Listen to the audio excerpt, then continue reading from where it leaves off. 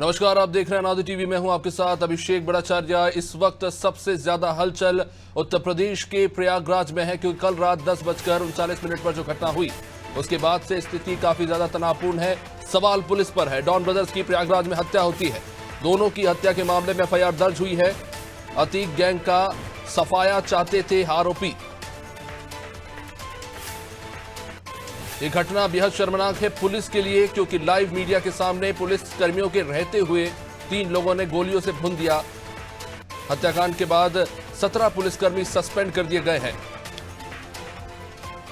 और अब इस मामले में न्यायिक जांच आयोग का गठन भी किया गया है, क्योंकि लगातार सवाल ये उठ रहा है कि क्या ये जो घटना हुई ये सुनियोजित थी, इसके पीछे किसका हाथ है, क्या जो दिख रहा है वही सच है, इसके पीछे कोई और भी तथ्य। हमलावरों को अस्पताल में फिलहाल भर्ती कराया गया है। शूटर लवलेश भी गोली लगने से घायल हुआ है। लवलेश को फिलहाल अस्पताल में भर्ती कराया गया है, जहां उसका इलाज चल रहा है। मौत से पहले अतीक अशरफ ने बयान दिया था। अशरफ ने कहा था कि 2 हफ्ते में उसका मर्डर हो जाएगा, और अतीक अहमद ने भी आशंका जताई थी कि उनकी हत्या की साजिश रची जा रही है। और जो लगातार बयान आ रहे थे वो किसी को नहीं पता था कि शनिवार रात 10:39 पर हकीकत में बदल जाएगा।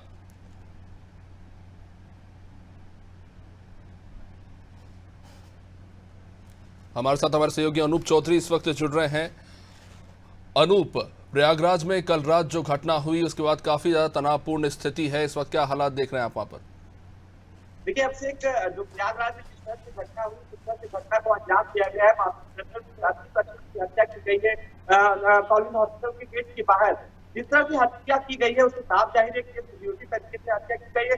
और हत्यारे भी कहीं एक ही जगह के पीछे, वो काशगंज, हमीरपुर, बांदा, तीनों अलग अलग जगह के रहने वाले थे, तीनों की कोई कनेक्टिविटी नहीं थी।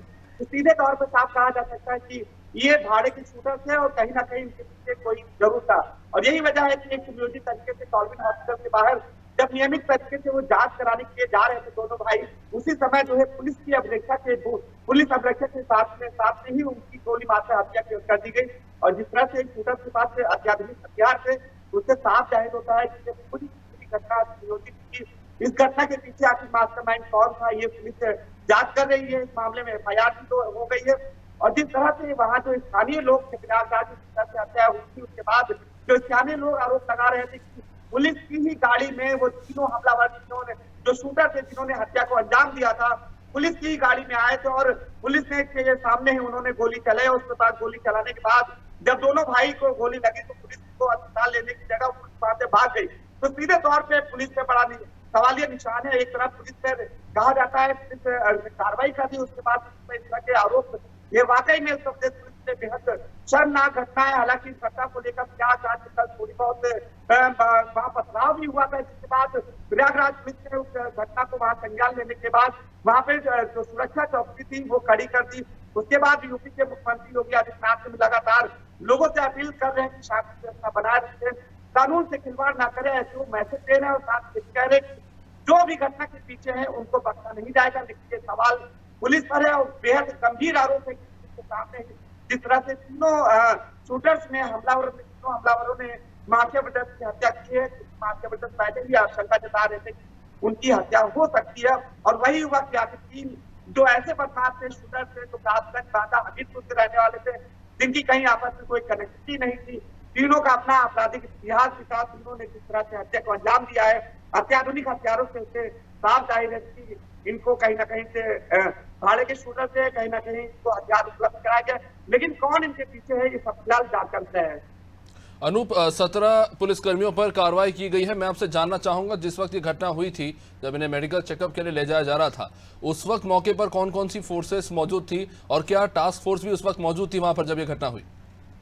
देखिए, यूपी में यही कहा जा सकता है कि अपनी रखनी अपनी ढप्पी अपना राज। अब वो कौन से पुलिसकर्मी थे, कौन से उसको लाइन हाजिर किया जा रहा है, वो अलग बात। ये बात तो साफ है कि जब पुलिस और यूपी सरकार जान रही थी कि माफिया प्रदेश की जो सुरक्षा है उसमें काफी पुलिस फोर्स लगी हुई थी, उसके बावजूद भी 17 कर्मी थे पुलिसकर्मी की इस तरह से आरोप लगे हैं। संगीन आरोप है कि पुलिस की गाड़ी से ही हमलावर आए थे, उन्हीं गाड़ी से निकल के ही लोग जो माफिया प्रदेश थे उनके कान में सटा के गोली मारी गई है। हालांकि इस मामले में 17 पुलिसकर्मी थे, उनको जो है सस्पेंड किया गया है। और भी जो कहा जा रहा है, जो इस पे शासन स्तर पर जो कार्रवाई हो रही क्योंकि लगातार मुख्यमंत्री योगी आदित्यनाथ बैठक कर रहे हैं। अभी कुछ देर पहले ही 5 कालिदास आवास है जो मुख्यमंत्री का, वहां पर भी प्रमुख सचिव संजय प्रसाद गए थे, डीजीपी राजकुमार विश्वकर्मा गए थे, पल पल की रिपोर्ट मुख्यमंत्री योगी आदित्यनाथ को दे रहे हैं। हालांकि जो कल रात जितने भी पुलिसकर्मी थे वो सिविल पुलिस के थे, उन सभी को लाइन हाजिर कर दिया है, सस्पेंड कर दिया गया है और भी जो दोषी पाया जाएगा उसके खिलाफ कार्रवाई करने की बात कही जा रही है। अनूप, ये जो घटना हुई है इसके बाद कहीं ना कहीं जो लगातार आरोप लग रहे हैं कि यूपी पुलिस इज गोइंग रोग, लगातार उनके ऊपर फर्जी एनकाउंटर, उनके खिलाफ शिकायतें की जा रही है। खासतौर से विपक्ष भी इसको लेकर लगातार सवाल उठा रहा है कि इसी तरह की घटनाएं देखने को मिलती है और उसके बाद कार्रवाई के नाम पर लीपापोती कर दी जाती है। देखिए, मैंने अभी कहा कि यूपी के हालात इस समय काफी अफरा तफरी वाले हैं। जिस तरह से अभी हाल ही में असद और शुगर गुलाम की हत्या, मतलब जिस तरह से एनकाउंटर किया गया था, उस पर भी तमाम विपक्षी पार्टियों ने निशाना लगाया था। कहा कि कानून का मतलब ही क्या है जब न्यायपालिका की चिंता नहीं, पुलिस की चिंता नहीं, तो ऐसे में न्यायपालिका का होने का कोई अवसर नहीं। उस समय भी सवाल उठा था जब असद और शुगर गुलाम को एनकाउंटर में मार गिराया गया था। उसके बाद जिस तरह से कल मध्य प्रदेश की हत्या की गई है, तीनों भाई, तीनों जो शूटर थे, जिस तरह से मारा है, चाहे कांग्रेस हो, समाजवादी पार्टी हो या बहुजन समाज पार्टी हो, सभी ने एक तरफा जो है सवाल उठाया और इस मामले की निष्पक्ष तरीके से जांच की मांग की है। कांग्रेस का तो ये भी साफ कहना है कि लोकतंत्र का मतलब क्या है, जिस तरह से हत्या की जा रही है, पुलिस की अभिरक्षा के बीच में जिस तरह से हत्या की गई है, उससे साफ कांग्रेस ने आरोप लगाया कि न्यायपालिका में कोई औचित्य यूपी में नहीं है। वहीं समाजवादी पार्टी ने भी घटना पर सवाल उठाया है। बसपा ने भी सुप्रीम कोर्ट को मामले में स्वतः संज्ञान लेकर मामले की जांच करने की मांग उठाई है। बहुत बहुत शुक्रिया अनूप, जानकारी के लिए। हम लगातार आपसे संपर्क बनाए रखेंगे और जानकारी लेते रहेंगे। तो जाहिर तौर पर कई सारे सवाल हैं इस घटना को लेकर। हत्याकांड के बाद 17 पुलिसकर्मियों को सस्पेंड जरूर किया गया है, लेकिन इस घटना के बाद सबसे बड़ा प्रश्न चिन्ह लग रहा है उत्तर प्रदेश में पुलिसकर्मियों पर। चलिए अब आपको बाइट सुनवाएंगे उस व्यक्ति की जो उन्हीं हमलावरों के रिश्तेदारों में से एक है। बहुत दिनों से ना आए आप, अभी जल्दी बताया गया कि अब जल्दी में तो आए ही ना यहाँ की खेती पर ही हमने भी खेती लिया। साल पहले गए थे आप? ऐसे चले गए होंगे कोई 10-11 साल के, तब से चले। यहाँ उनका क्या मीडिया वाले आ गए। देखो मैंने इस जगह पर ही जा, हाँ फोर से सर जितनी हमारी है तितनी वो नहीं है। अच्छा, आपको पता है कि अरुण ने जो है अतीक की और असद की गोली मारकर हत्या कर दी है? अब मैं तो सोरम के ना जान तो कहना यहाँ रह रहे हैं ऐसा। अरे इलाहाबाद में जो प्रयागराज में हत्या हुई है गोली मारकर, आपको इसकी जानकारी है? भतीजे ने गोली मार के हत्या कर दी, मालूम है? भाई मेरे और कोई ना जानकारी है ना अरुण की, मुझे और पता तो आज पुलिस आई है आपकी, क्यों आई? अब हम खेत में उसका आप सनी को तो बचपन से जानते हैं क्योंकि हमारे गांव का ही है, मोहल्ले का ही है। बचपन से तो आपराधिक प्रवृत्ति का नहीं रहा। पहली बार जुआ खेलते हुए पकड़ा गया था, तब उसको पुलिस ले गई थी। उसके बाद ही वहीं जेल में ही उसके संबंध बने हैं। अब जिस गैंग से बने हो, जिससे बने हो तो जानकारी नहीं। फिर उसके बाद पुरारा में एक कांड हुआ था, गोली कांड, उसमें उसका नाम आया था। तब उम्र क्या रही होगी? उम्र रही होगी यही 15 साल के आसपास। पुराना में कब से नहीं है? पुरारा में 12-13 साल के थे। आपराधिक इतिहास क्या रहा है? आपराधिक इतिहास तो शुरुआत में जुए का रहा है। मोहल्ले में हमारा आदमी तो तरह से वही जानते थे बस। आपराधिक इतिहास क्या है सर? जुआ खेलने से पकड़ा गया था और उसके बाद फिर जानकारी नहीं हुई क्या करता है, कितनी बार जेल गया? जानकारी नहीं इसके बारे में। किस उम्र से उसने आपराधिक?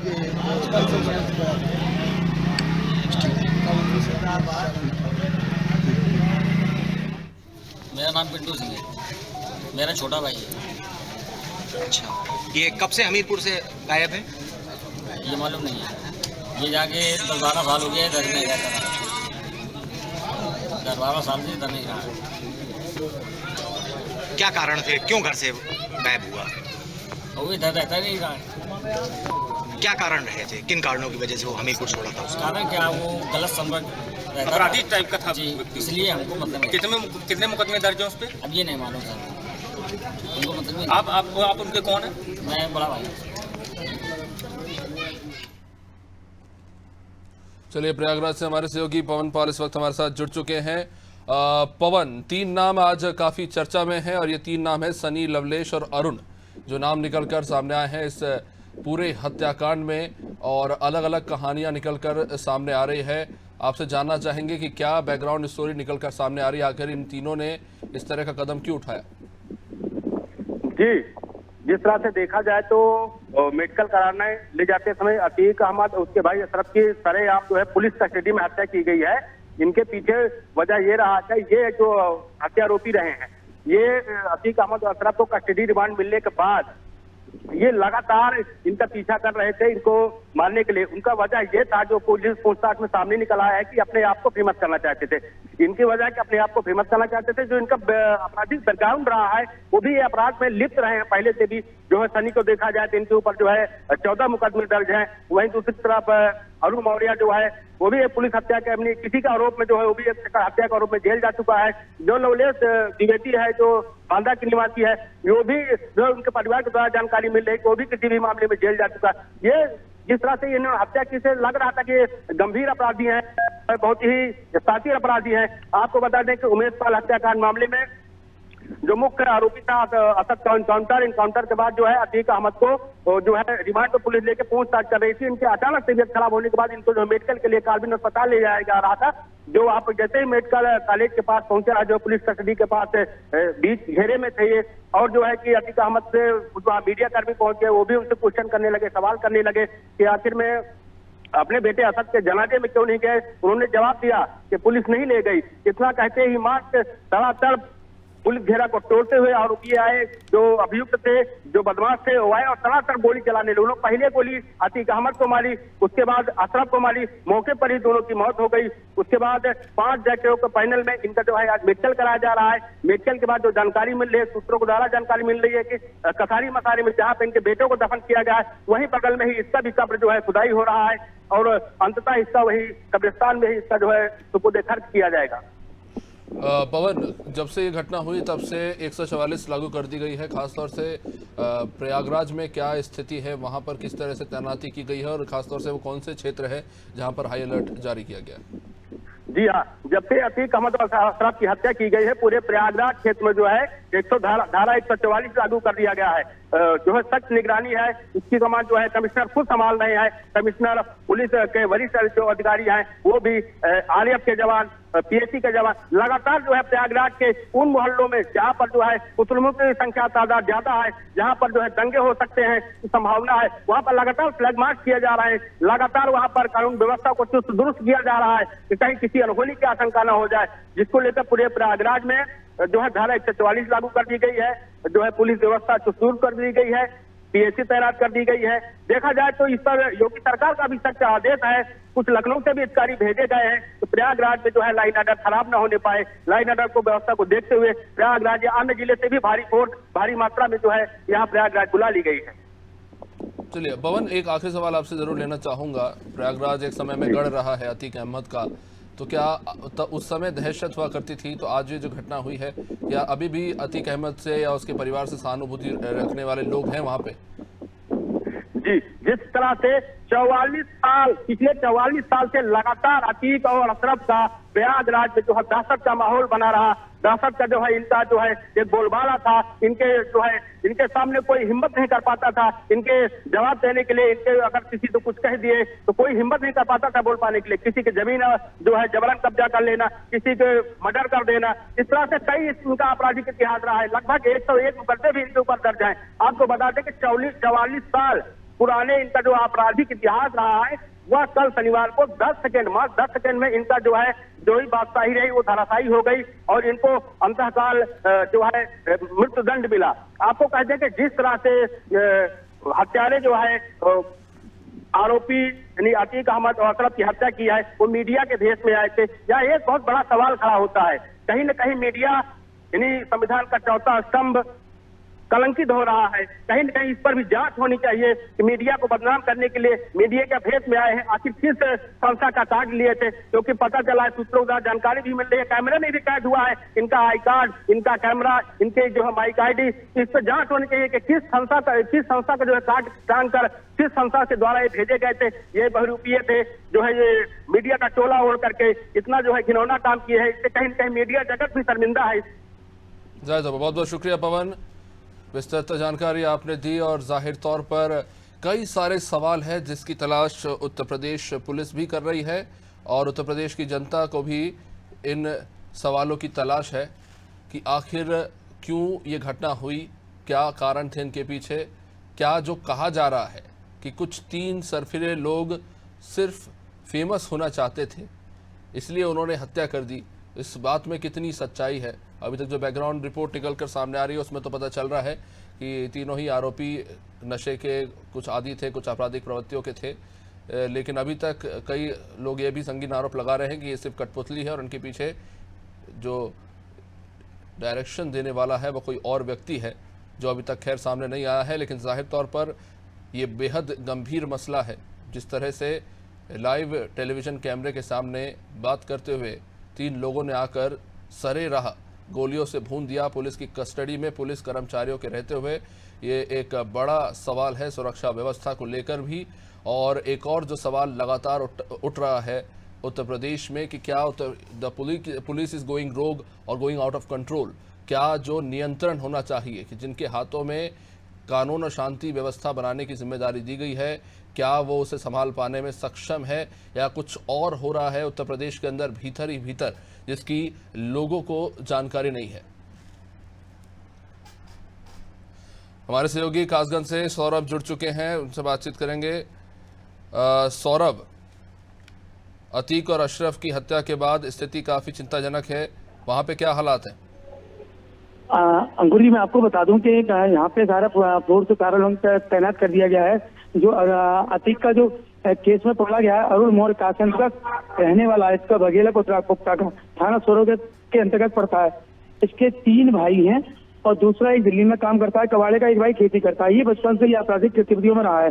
6 वर्ष पूर्व एक नवीन सिपाही जीआरपी का मर्डर करके तब से फरार चल रहा था। 5 वर्ष पूर्व एक गाँव में सिर्फ कुछ देर के लिए आया था, फिर चला गया। जी अंकुर जी। सौरभ, आपसे जानना चाहेंगे कि असद की 13 को हत्या होती है और फिर दोनों जो भाई है अशरफ और अतीक, उनको 15 तारीख को मार दिया जाता है, तो क्या बैकग्राउंड स्टोरी है कासगंज से इनकी जुड़ी हुई? लंबा समय वहां पे भी बीता है इनका? नहीं, आपको ये बता दूं अंकुर जी, क्योंकि ये जो अरुण मौर्य है ये आपराधिक शुरू से रहा है। ये उनसे कुछ लिंक में अटैचमेंट में रहा था। यहाँ पे कुछ और भी गैंग चलते थे और जो गैंग समाप्त कर दी गए प्रशासन ने, उसके साथ भी लिखा है। जी, एक आरोपी जो है वो भी कासगंज का बताया जा रहा है, उसके बारे में क्या जानकारी मिल पाई है सौरभ? मैं आपको जो आरोपी जो कासगंज का बताया जा रहा है वो वही अरुण मौर्य और कालिया है, जो कि बघेला पुत्र थाना सोरो के अंतर्गत रहने वाला है। ये बचपन से ही आपराधिक रहा है और घर से बाहर रहता था। इसमें एक सिपाही, नवीन सिपाही का भी हत्या करी थी, इसमें फरार चल रहा था 6 साल पूर्व। जी सौरभ, किसी संगठन से या किसी ग्रुप से जुड़े होने की जानकारी मिली है अरुण की? अंकुर जी, नहीं, इन लोगों की किसी संगठन से जुड़ी हुई नहीं है। आपराधिक लोग कुछ पहले गैंगवार चलती थी, उससे जुड़े हुए थे। जी बहुत बहुत शुक्रिया सौरभ जानकारी के लिए। तो कासगंज ही वो जगह है जो 3 आरोपी थे, एक बांदा का था, दूसरा हमीरपुर का और तीसरा कासगंज से अरुण मौर्य। यही तीनों आरोपी थे। तीनों का लंबा ग्राफ है अपराध का और इन्हीं तीनों लोगों ने कैमरे के सामने लाइव जिस तरह से हत्याकांड को अंजाम दिया, उससे कहीं ना कहीं पूरा देश हैरान है और कई गंभीर सवाल उठ रहे हैं। खासतौर से विपक्ष ने सवाल उठाया है, लगातार इस बात को लेकर सवाल उठ रहे हैं कि अगर यही नियंत्रण है तो फिर नियंत्रण की क्या ज़रूरत है, क्योंकि कानून व्यवस्था को लेकर एक तरफ ये सबसे स्ट्रॉन्ग पॉइंट बताया जाता रहा है राज्य सरकार का, लेकिन अतीक और अशरफ को जब मेडिकल के लिए ले जाया जा रहा था उस वक्त सुरक्षा घेरे के अंदर घुसकर 3 लोग गोली मार देते हैं, वो पुलिस की गाड़ी से आते हैं और इस तरह से वारदात को अंजाम देते हैं। ये बड़ा सवाल है। हमीरपुर से हमारे साथ इस वक्त इंतज़ार हुसैन जुड़े हुए हैं। इंतज़ार, हमीरपुर से ही एक और आरोपी था जो इस वारदात में शामिल था। कई सारी बातें निकलकर सामने आ रही है, आपके पास क्या कहानी है?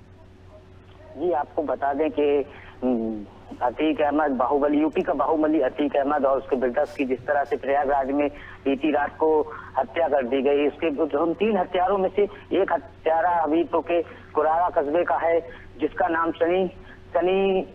सनी सिंह बताया जा रहा है। उस सनी सिंह का हिस्ट्री सीटर है सनी सिंह, क्योंकि कुरारा थाने में कई 1 दर्जन से अधिक मुकदमे उसके नाम दर्ज है।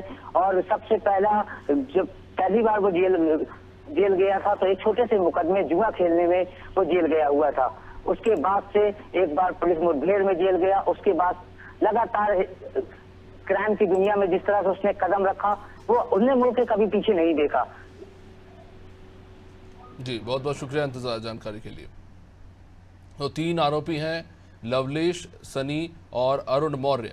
तीनों के बारे में अभी भी पुलिस जानकारी जुटा रही है और ये तथ्य भी जानने की कोशिश की जा रही है कि क्या और भी कोई कारण हो सकता है जिसके चलते इस वारदात को अंजाम दिया गया। लगातार आप तक जानकारी पहुंचाते रहेंगे, लेकिन फिलहाल इस बुलेटिन में इतना ही। देखते रहिए अनादि टीवी। नमस्कार।